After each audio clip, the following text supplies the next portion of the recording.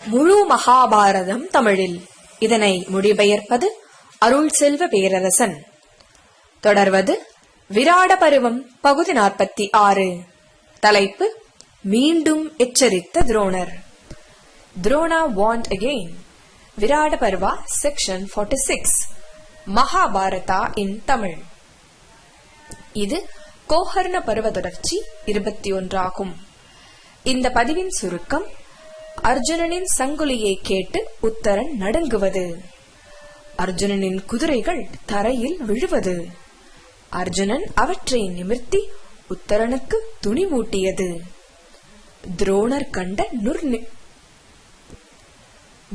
கண்ட துர்நிமித்தங்கள், துரோணர் துரியோதனனை எச்சரிப்பது, பிறகு பசுக்களை முன்னே விட்டு அனைவரையும் போருக்கு தயாராக அணிவகுக்கச் செய்யும்படி துரோணர் துரியோதனிடம் கோருவது.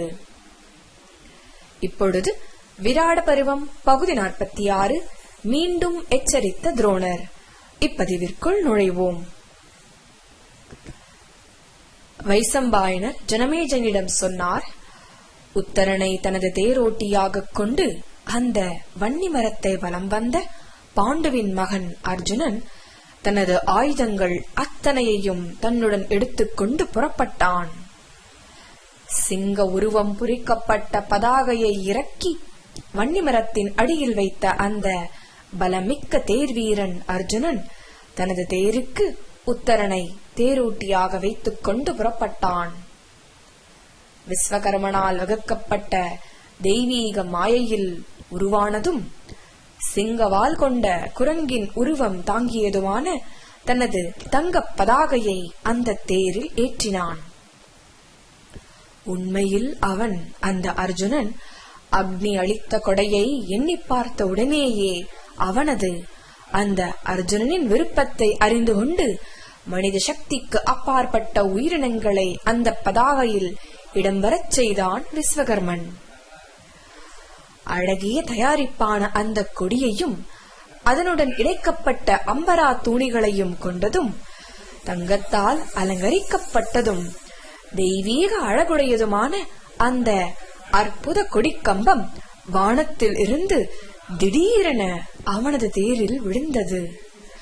அந்த பதாகை, அந்த கொடி தனது தேருக்கு வந்ததை கண்ட அந்த வீரன் அர்ஜுனன் அதை முறையாக வலம் வந்தான்.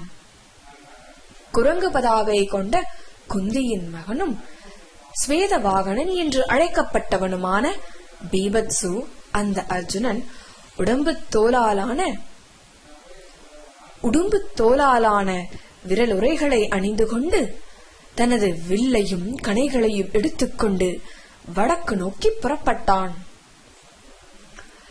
பெரும் பலம் கொண்டவனான அந்த எதிரிகளை அடிப்பவன் அந்த அர்ஜுனன் தனது பெரிய சங்கை எடுத்து பலமாக ஊதி எதிரிகளை மயிர்ச்சிலுக்க செய்யும் இடியின் ஓசையை எழுப்பினான். அவ்வொலியை கேட்ட வேகம் கொண்ட அந்த குதிரைகள் தங்கள் முட்டிகளை மடக்கி தரையில் விழுந்தன. பெரிதும் அஞ்சிய உத்தரனும் கீழே தேர்காலில் அமர்ந்தான். பிறகு குந்தியின் மகன் அர்ஜுனன் தானே கடிவாளத்தை பிடித்து குதிரைகளை எழுப்பி அவற்றை சரியான நிலைக்கு கொண்டு வந்தான்.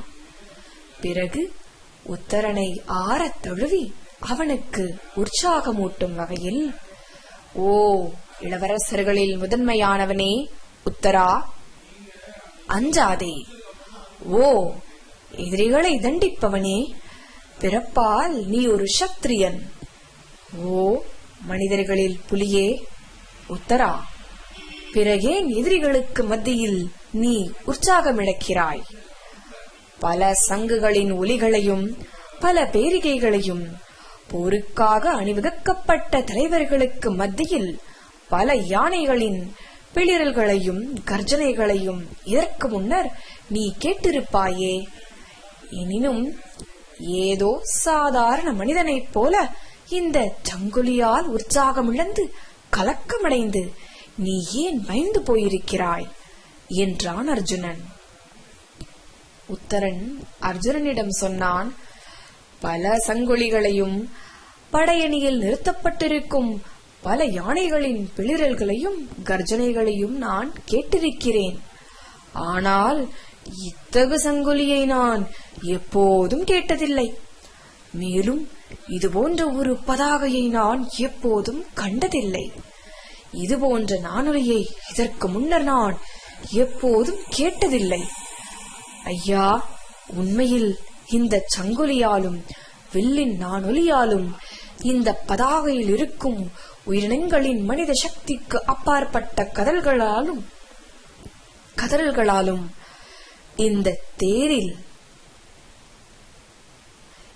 தேரின் சக்கரங்களின் சடசடப் பொலியாலும் எனது மனம் மிகவும் குழப்பமடைந்தது. திசை குறித்த எனது பார்வையும் குழம்பிப் போயிருக்கிறது. எனது இதயம் வலியால் வெடிக்கப்பட்டிருக்கிறது. முழு வானமே இந்த பதாகையால் மூடப்பட்டது போல எனக்கு தெரிகிறது. அனைத்தும் எனது பார்வையிலிருந்து மறைக்கப்பட்டதை போல எனக்கு தோன்றுகிறது. காண்டீவத்தின் நானொலியால் எனது காதும் செவிட்டு நிலையை அடைந்துவிட்டது என்றான் உத்தரன். அர்ஜுனன் உத்தரனிடம் சொன்னான், நான் மீண்டும் எனது சங்கை ஊதப் போகிறேன். ஆகையால் பாதங்களை தேரில் அழுத்தி உறுதியாக நில், கடிவாளத்தை இறுக்கமாக பற்றிக்கொள் என்றான் அர்ஜுனன். வைசம்பாயனர் ஜனமேஜனிடம் சொன்னார். பிறகு அர்ஜுனன் மீண்டும் தனது சங்கை ஊதினான். அந்த சங்கு எதிரிகளை துன்பத்தால் நிறைத்து நண்பர்களின் இன்பத்தை அதிகரித்தது. மலைகளை பிளப்பது போலவும் மலை குகைகளையும் திசை புள்ளிகளையும் துளைப்பது போலவும் அவ்வொலி பெருத்த ஒலியாக இருந்தது. அந்த சங்குலியாலும் தேர் சக்கரங்களின் சடசடப்பாலும் காண்டீவத்தின் நானொலியாலும் பூமி நடுங்குவதாக தெரிந்தது. உத்தரனின் அச்சத்தை கண்ட தனஞ்சயன் அந்த அர்ஜுனன் அவனுக்கு மீண்டும் ஆறுதல் அளித்தான்.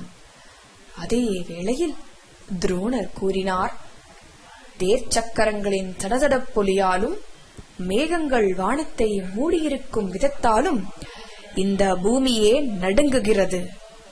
இந்த போர் வீரன் சவ்யசச்சினை அந்த அர்ஜுனை தவிர வேறு யாரும் இல்லை.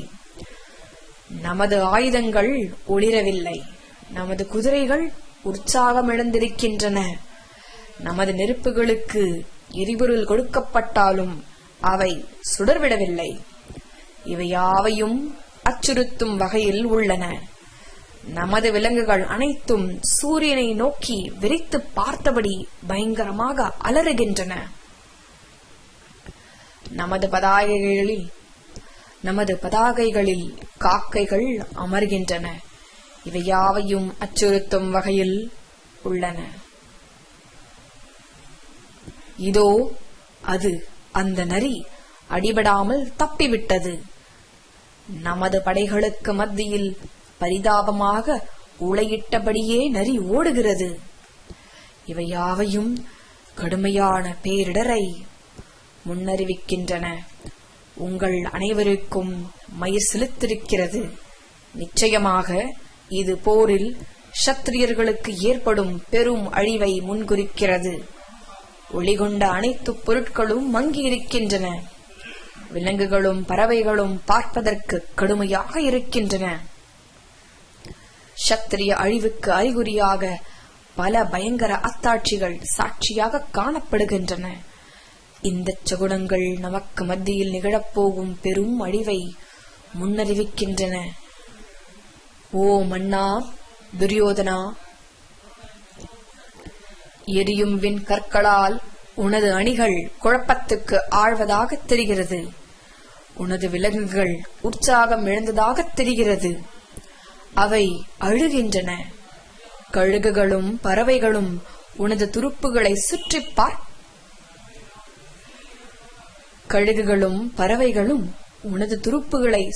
பறக்கின்றன. பார்த்தனின் கணைகளால் உனது படை துன்புறுவதைக் கண்டு நீ வருந்த வேண்டியிருக்கும். உண்மையில் நமது அணிகள் ஏற்கனவே வெல்லப்பட்டதாகவே தெரிகிறது.